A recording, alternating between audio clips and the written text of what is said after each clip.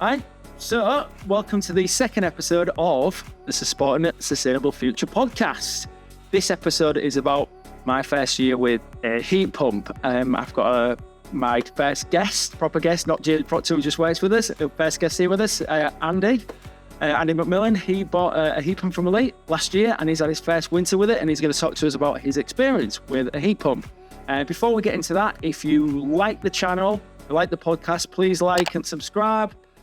So it just makes us more popular and people get to see it more and hear about it more.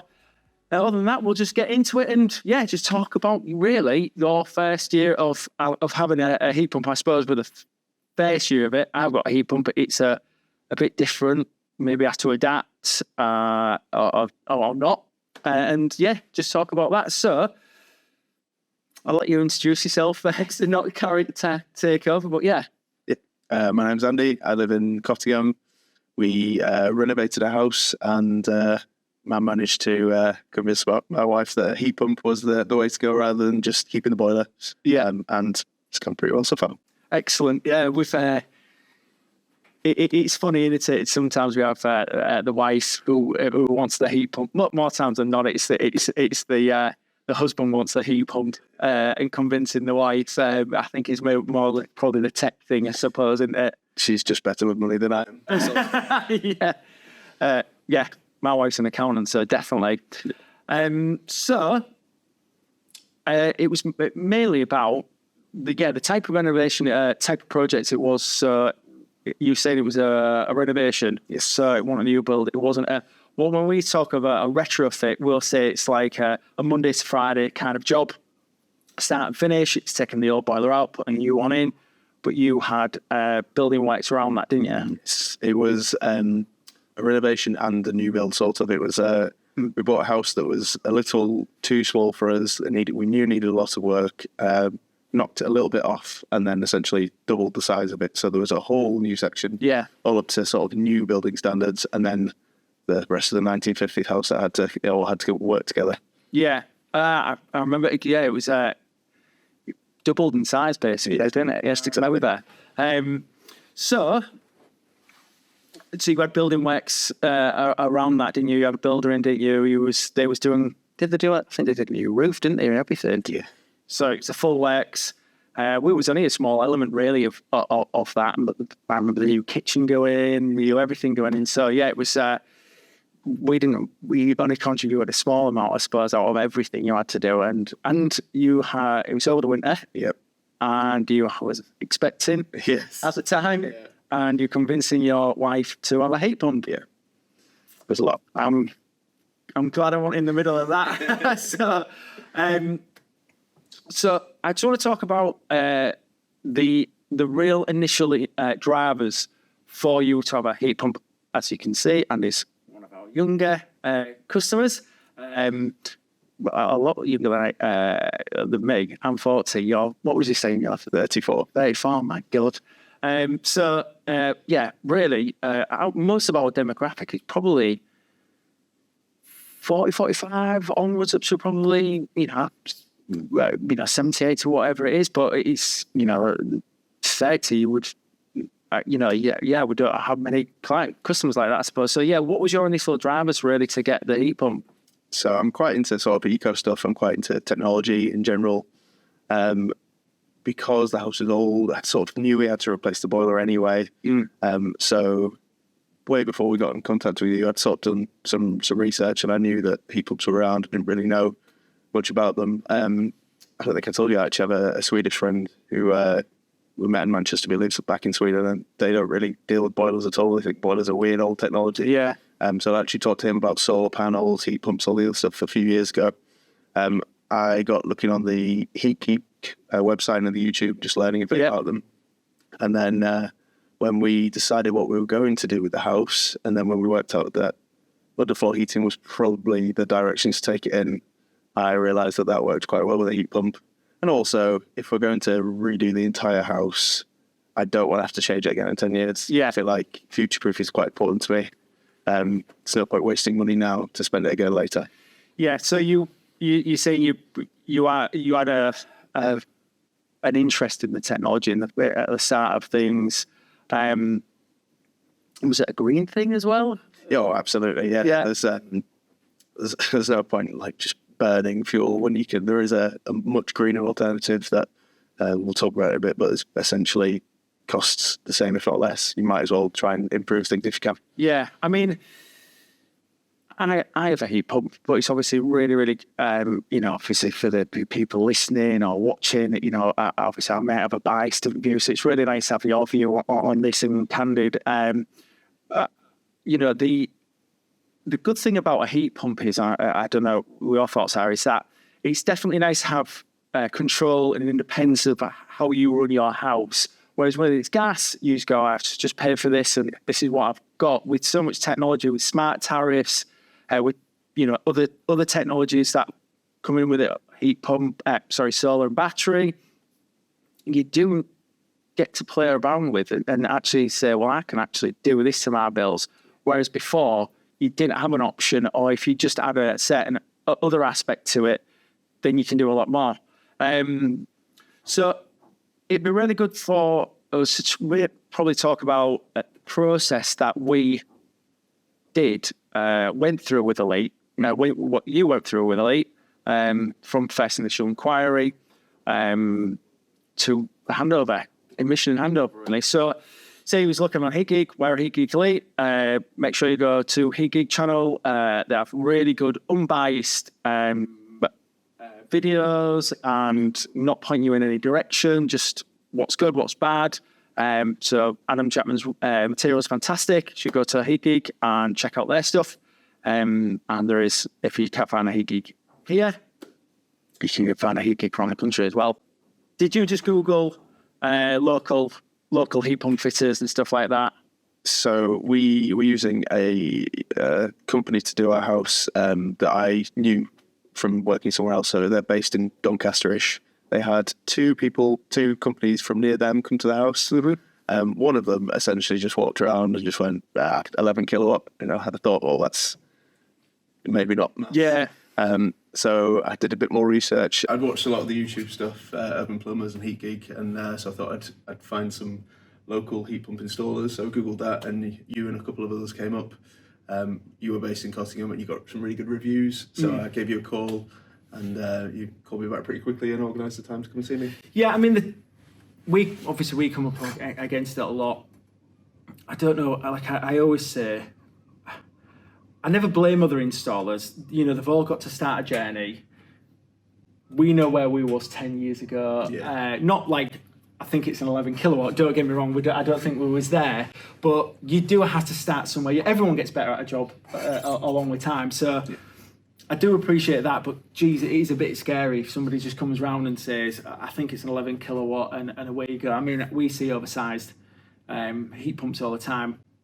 Some are down to relaxed or broad SIBSI regulations of what a U value is or stuff like that. But yes, definitely just, some of these, it seems like some of these companies are leaving a bit of a trail of destruction. We've said it in the last podcast that you see them pop up for a couple of years, then the customer can't get a hold of them, and some new company pops up again. So yeah, I don't know what your experience is with, obviously we're not going to name names. And I always caveat with, at the start of somebody's heat pump journey, a career installer, and if they're honest and they want to do a good job, but yeah, you have to start somewhere, I suppose. Yeah. So yeah, you found us, we came down, you met James Proctor. And how was your experience with James Proctor? Yeah, it was good. He's a very chatty man. He's lovely. He was really personable. He kind of came around, he looked at the house, he looked at the plans, as I said, and he kind of talked us through various options and was asking what we'd want, including, I think we talked about whether we want solar panels down the line, which we will, or we do. And he sort of said, that might affect what you choose as well. And he said he'd put me on to you about that. So he was really good. He kind of kept in contact. He wasn't pushy. He just sort of said, I'll call you in 2 weeks, see what you think. Because we had the complication of timings with the builder. Yeah. But it was great, really good. Yeah, you're not going to, I don't think we're going to sell many heat pumps where the old rules on that obviously you can't do it. It's the double day glazing salesman and it's sat there for 3 hours waiting for a signature. But it's just giving you the right information, making you feel relaxed, giving you many options as well. And then and obviously letting you sit down and have a conversation and making the right decisions. It's not a cheap thing. It is an important decision, and you are going to live with it for a lot of years. Yeah. So it's got to be right. And I say we don't push a decision on anyone. It's got to be right. And sometimes we've walked away from not walked away, but we've said to the customer, this isn't right for your scenario. You know, I don't know. Let's say they're working away most of the week and then they want a heat pump, and you're going, you know, I want to flick it on a Friday when I get home and I'm back out on a Sunday night. Like, is the heat pump the right scenario for you? You know, it's going to take time to get warm. This is a constant heat more than often. And so sometimes it's just the person's lifestyle that doesn't suit really.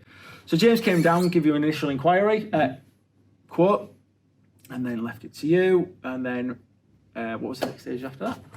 I think we sort of came back with a couple of sort of changes, asked if it would do what we wanted it to do. We both mostly work from home, so again we were worried about, like, does it cost loads of money just to keep on all the time? But you sort of said, I think you mentioned that essentially if you run it like that, it's more efficient. Yeah. He answered a load of questions over time actually, and he was really good. And then we worked out timings, and then once we'd agreed that it was the right thing and we were going to do it, I think. If we paid it, I don't think we paid anything, or we might have paid a deposit. Yeah. And we agreed that you come round and do the whole. It's not inspection. You know the word. Well, there's the thing is when you say survey, it sounds like real quick and slapdash into it. No, we've started changing it to calling it a design consultation because it does warrant that title, doesn't it? You're like a survey. You can have you could have anyone going, I'll come round and just survey your new lawn or your new garden or whatever it's going. You know, this is a full day, half a day in the customer's house, half a day back at the office, full process. So I think it warrants a more special name behind it. So we started calling it a design consultation. So yeah, I pop down. I do all the designs. You've got to measure everything. I think we've had to incorporate and talk about your building works as well, isn't it? Because what was now to what was going to finish, that affects the heat loss, the heat pump, and radiators and everything really, I suppose. So yeah. So we've done that. We went through the heat loss, position of the heat pump. You actually created a special plant room for us, which was nice. We'll never get that. Never get that. This is how techie, and you was right into it. You're like, this is going to have its own housing and its own little base and stuff like that. So you made a nice, amazing plant room for us to put all of our stuff. That made it a lot easier, by the way. Yeah. So once we did this design, talked about what you required. You was having an underfloor actually, weren't you? You had an underfloor in all of the downstairs, or was it the new section, which is quite a large area?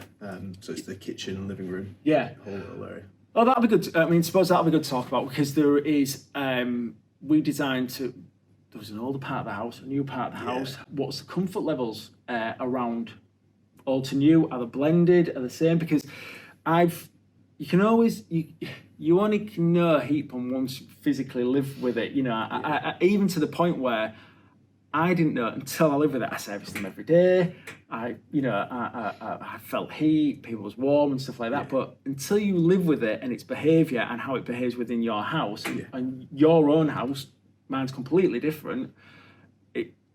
You got to live with it to know it. So it'd be quite interesting to know what the old to the new of the building and if there's any difference, I suppose. What else was I going to say? We was going to say.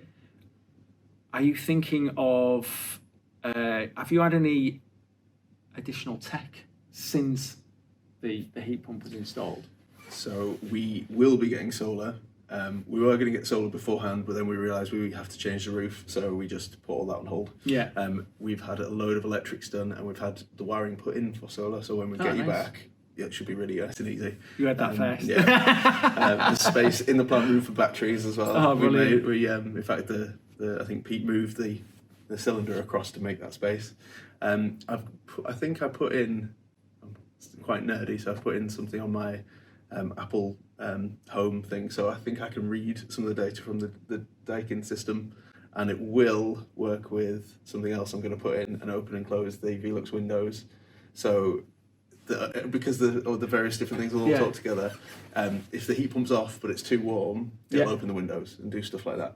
Wow. So I've put in a few little things like that, but we've pretty much left it as you had it, really. So we installed a Daikin heat pump. Underfloor, part of the downstairs, radiates the original downstairs and then radiates upstairs. This was on a Madoka thermostat, that was correct. Mm-hmm. I think we set it up on the Madoka thermostat. We can play around with pure weather compensation at times, where you can just kind of negate the thermostat. You can see that Madoka behind us. You can negate that and just leave it running all the time.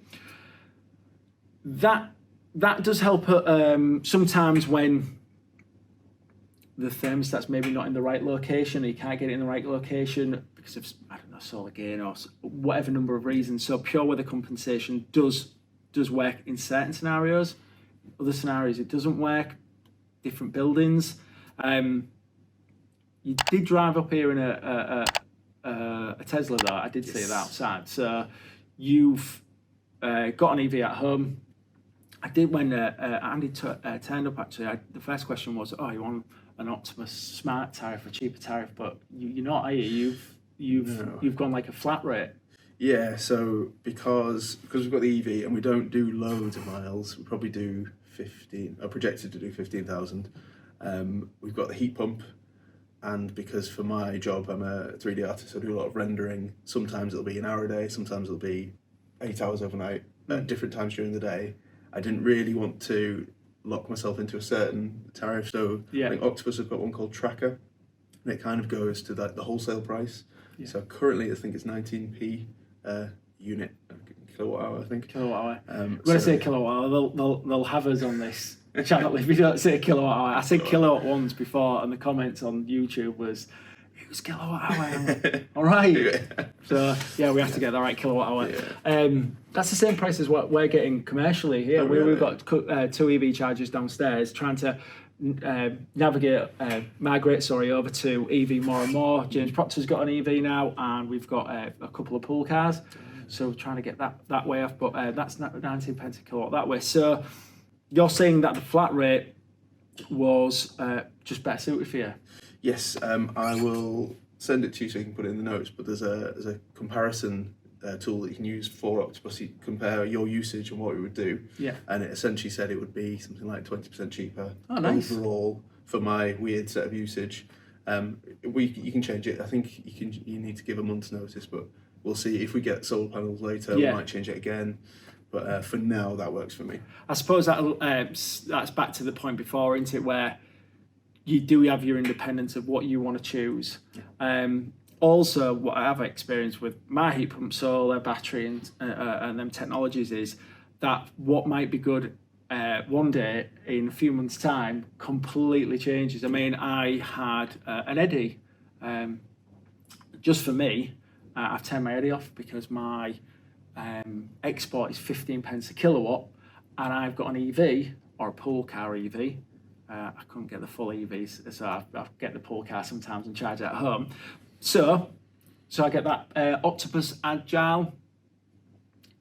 No, Octopus Intelligent Go. Yes. 7.5 pence kilowatt during the night. So I'm saying, hang on a minute, charge my batteries during the night, do the hot water during the night, and then let the solar just go back to the grid. Yeah. So that is my personal choice, and that's how it's going for me, going well for me. But say it's completely different for, let's say, if energy prices change, export changes, import changes, behaviour changes as well. You at least you can change as well. Whereas gas, you can't, can you? I suppose. But yeah, so living with I suppose this is the whole point of the episode is living with a heat pump for the first winter. So when did we commission the heat pump again? I think it was because we tried to get it before Christmas. It just wasn't possible. It was just after Christmas. Yeah. Because I stayed a couple of nights before it was on, and it was very cold. So the heating had been off since June. Yeah. And I think you managed to get it running in the first week of January. Yeah. Yeah. So really at the depth, really at the it start of was it. It's a real chilly. testing my heat loss to see if that was right. Yeah. It should say on it, standing start from -4. Does it heat it? We essentially had the heat pump running at pretty much full for about a month because it was just the bricks were cold. Everything in the house was cold. Yeah, it does make a difference. From a standing start is a huge difference. I mean, I remember doing a job where, it was like yourself. It was underfloor. It was underfloor. It was for this full entire house. The underfloor was subject to minus temperatures for the full winter, and it was when we first started doing heat pumps. It was like, why aren't the return getting up to temperature and not clocking that it's going through an ice block? Yeah. And it just couldn't get up to temperature. It took a month to pretty much thaw that ice block out, that underfloor slab out. So since it got warm, hopefully, it did. Since it got warm, how's it felt? Comfort levels, balance of the around the house? Has it got balance around the house? Yeah, so as you say, we've got the old house and the new house, and the old house has got suspended wooden floors. The new house is the concrete slab, and then both suspended wooden floors upstairs. It's the only thing that doesn't work very well is on me because I've not insulated in the loft yet in the new bit of the house. Yeah. But it's kind of strange to if you've not experienced a house with a heat pump, it's weird to explain. It's just always the same temperature. Yeah. And in our old house, when the heating would come on, the heating would come off, you'd get cold, warm. There'd be a breeze because the air would shift. It's really nice. It's just always the same temperature, especially with underfloor heating. Yeah. It's just you kind of don't notice the temperature because it's always fine. It's always in our house about 20. Yeah, you don't notice it as much. You don't. There's not them swings up and down, and therefore like turning the thermostat up and down, responding to them swings, I suppose. But yeah, that's interesting to say that it's balanced the space from the old to the new. That's really good to hear. Yeah, that's really good to hear. Comfort levels as well. That's fantastic. Yeah, it's great, especially now we've got a 10-month-old tomorrow daughter. She's always in the living room, always just on the rug. You don't have to worry about her being too cold, too hot, anything. It's just fine. The only thing we have a problem with is her room getting too hot in the sun. The heat pump's off. It's just where the sun is. But because we leave the doors open most of the time and it's a fairly open house, the temperature from the underfloor kind of heats the rest of the house anyway. It keeps it a decent temperature. It's quite nice.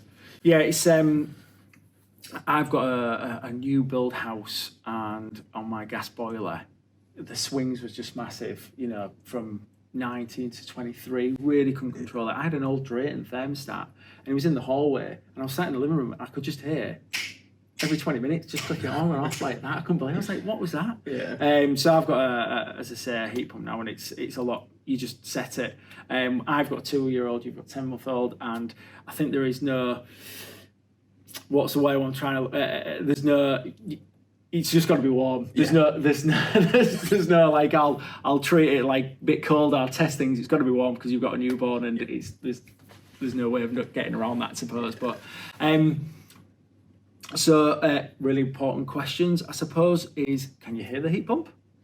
If you go outside and put your head next to it, yeah. So we've got an electric shower for now, but my wife really likes a bath. If we give my daughter a bath every day. The only time I've heard it in the last few months is right after we've had turned the bath on and had it running for 20 minutes. Yeah, just to really ramp up and go for it. It heats it up, then you don't hear it again. Yeah, I suppose it is flat out on hot water mode. So if you are going to hear it, I suppose with underfloor, it lowers the flow temperatures. It can modulate the pump, the fan, the compressor, and all them things. So you won't hear it as much. But you've got to be open about it. If you can hear them, you can hear them. You can't. Yeah. It's strange because I always say like, can I hear that heat pump? And then your neighbour's gas boiler you can hear next door. You're like, well, I can definitely hear that. And that I can't hardly hear. And then there's this big big thing about sound with heat pumps. Like, I can hear that flue straight away, that boiler, not a problem. Is there anything you've had to sacrifice with a heat pump? Is there anything that you would change about a heat pump? I know there's obviously many cons for boilers, obviously fossil fuels, cost swings in temperatures, not being independent. But is there any cons that you would think about a heat pump at all? I was worried about the noise, but the noise really isn't an issue. A lot of people were really telling me to be careful of the noise. Since we've got the house properly insulated, it's not a problem. But we did have to make sure we thought about that. We had to plan it because they're a bit less maybe forgiving than a gas boiler. The only real issues we've had are changing suppliers and getting rid of our gas supply, because for about 2 months they wouldn't process it, and for about 6 months we were being charged for gas because it's seemingly a slow process to take that to say you don't have gas. Really? We got the gas. We had to do some maths actually, work out how much it would cost to keep the gas in the daily charge versus having it removed, and it was about, at the time, there was about a 7-year break-even period. Yeah. So it's quite a lot of money to get the gas removed from the property, but we've gone all in now. We're going to do it. Well, it's going that way, and I mean, we are, as designers, as installers for heat pumps, and not just us, everyone. We are under a hard task because the ratio between gas and electricity is so far apart at the moment. Your heat pumps have got to be super efficient to make that difference, like ridiculously efficient.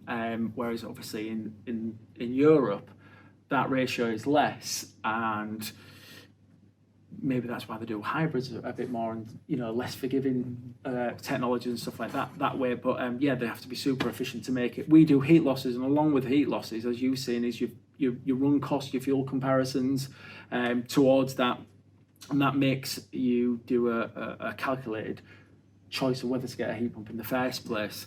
Enough hot waters.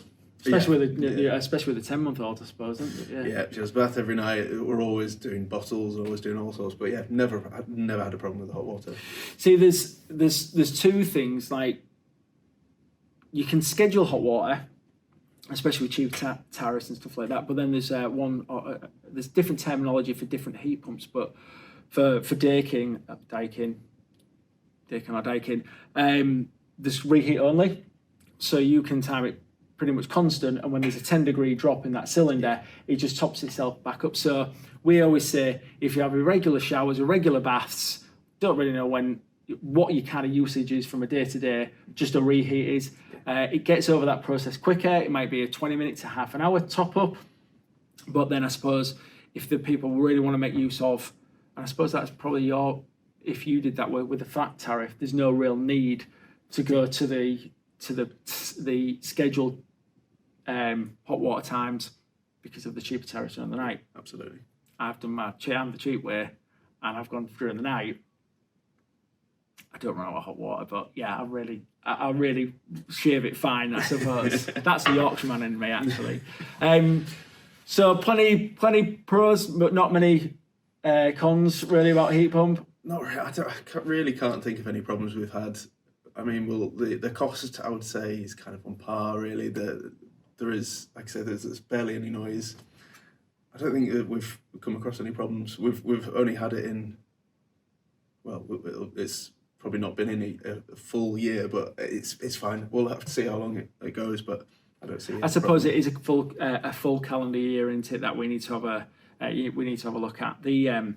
It's interesting what you say about not the savings, but doubled.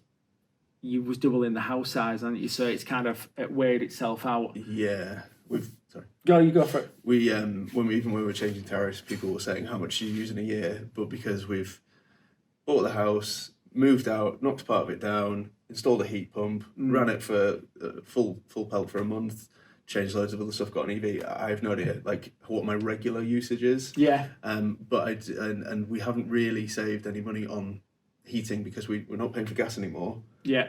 But because we've essentially doubled the size of the house, you'd be spending far more on gas anyway. So approximately we're about even as what we were spending before. So technically it's a saving, but with a bigger house. Yeah, it was.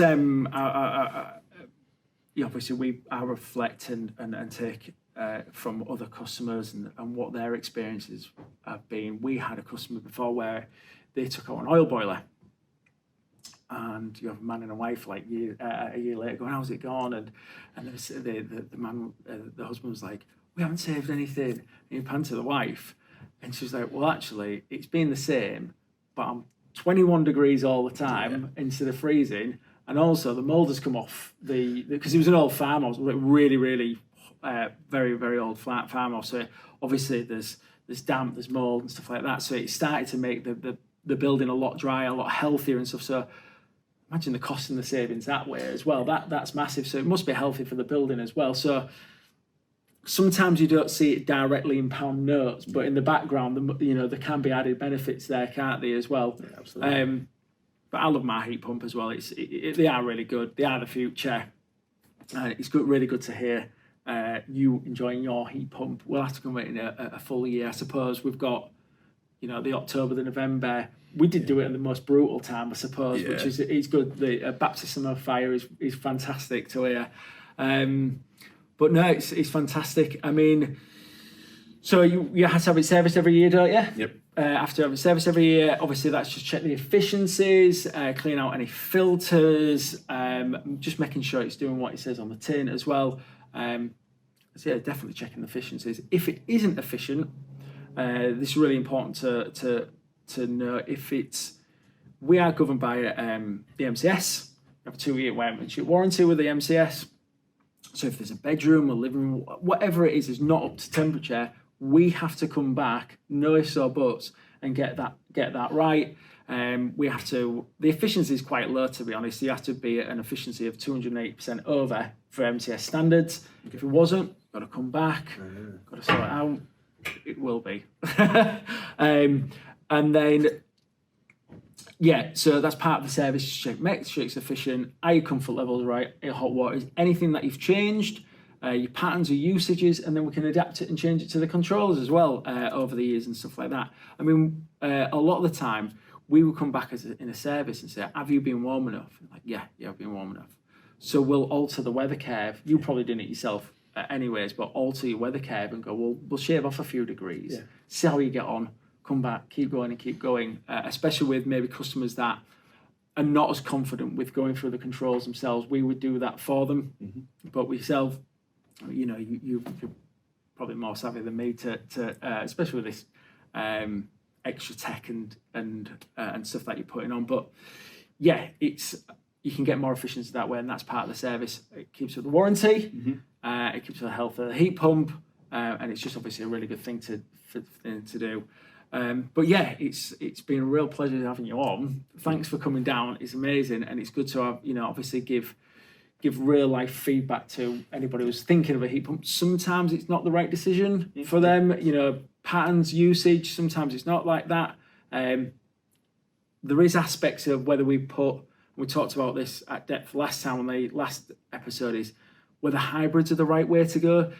Cut some carbon footprint, maybe get around their usages a bit differently. But yeah, it'll be an interesting space, and especially with Labour coming in now. Yes. What they're going to do going forward, whether they up things, change things. I don't think it's going to go down the bus grant by any means. We've got a journey to do, but yeah, thank you for coming down and chatting about your experience. Thank you very much. Cheers, Andy. Cheers. All right, thank you. Cheers.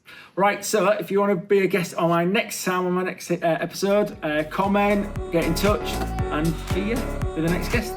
Thanks for tuning in. Amazing.